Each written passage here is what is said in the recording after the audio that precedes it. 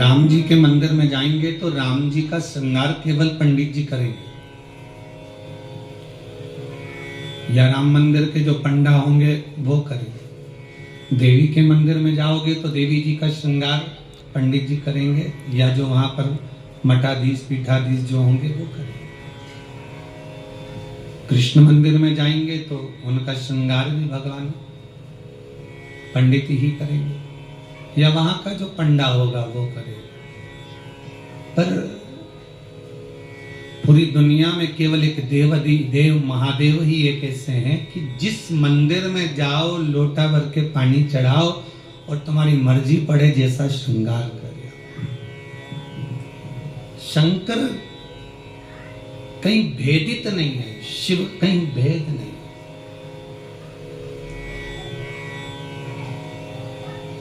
और बड़ी एकाग्रता, बड़ा चिंतन, बड़ा मनन शिव का।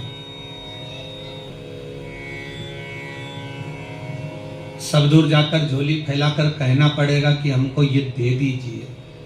शंकर के पास जाकर झोली फैलाकर कहना नहीं पड़ेगा कि हमको दे दीजिए। केवल अगर आप शंकर के चरणारविंद तक पहुंचे हो या शिव महापुराण तक कभी भूल से भी आप पहुंच गए हो तो ये आप आने वाले नहीं हो, आपकी सामर्थ्यता नहीं है कि आप शंकर के करीब पहुंच जाएं, शिव महापुराण तक पहुंच जाएं। ये तो स्वयं शंकर को कोई करुणा करना होगी, शंकर को कोई दया करना होगी, कुछ कृपा करना होगा। इसलिए बाबा ने आपको बुला लिया, बाबा ने आपको दर्शन दे दिया। वो शिव का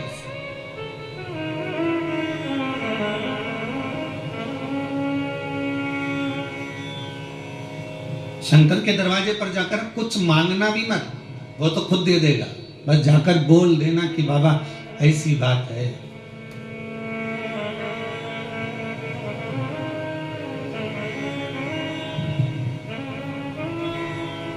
कल इंदौर से एक भैया आए थे, उन्होंने माइक लेकर बोला था, ध्यान होगा कि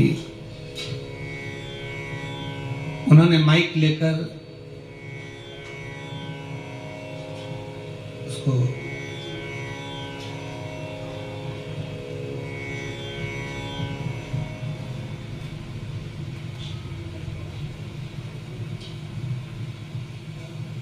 कि भाई बाबा छोटा सा बालक है, आईसीयू में पड़ा हुआ था, पर भगवान शिव की करुणा ऐसी हुई, उसने कोई उपाय ऐसा कर लिया कि बालक आईसीयू से भी हट गया और यहाँ वो लेकर भी आ गए। आपकी उपासना, आपका भजन, आपका कीर्तन, आपका नाम जाप, आपका स्मरण कभी खाली नहीं जाता, कभी नहीं। वो भक्ति के एक पन्ने पर लिखा हुआ है।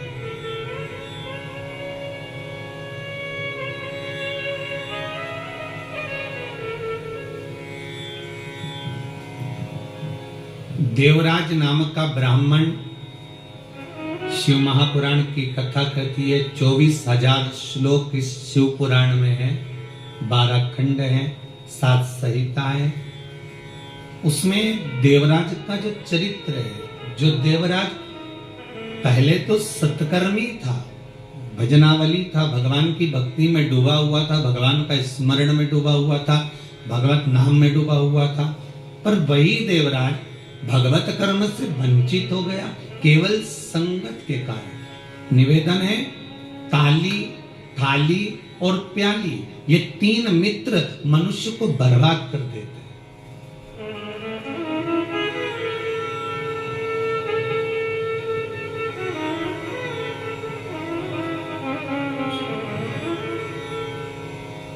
एक प्रशंसा करने वालों से दूर रहना, बहुत जल्दी बर्बाद करेंगे ये हमारा।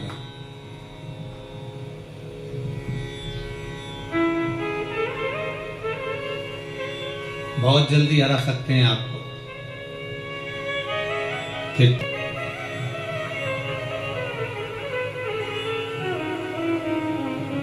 स्वयं भगवान कृष्ण को जब पूतना दूध पिलाने के लिए आई और विष पिलाने के लिए पूतना आ गई, तब भगवान कृष्ण दूध तो पी लिए, और जब विष पीने का समय आया तो भगवान कृष्ण उसी समय पर शंकर भगवान को याद करते हैं। भोलेनाथ जी आओ। शंकर भगवान ने पूछा क्यों कृष्ण?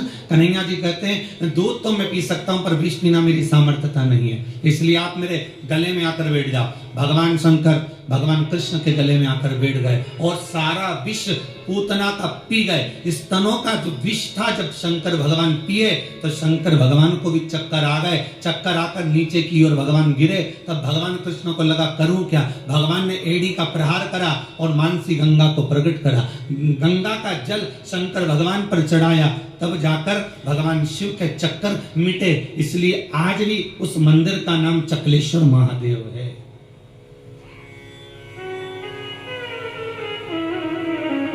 गोवर्धन नाथ जी की परिक्रमा में पड़ता है चकलेश्वर महादेव। भगवान को स्वयं चक्कर आ गया। इतना विषैला विष, इतना प्रबल विष शिव धारण कर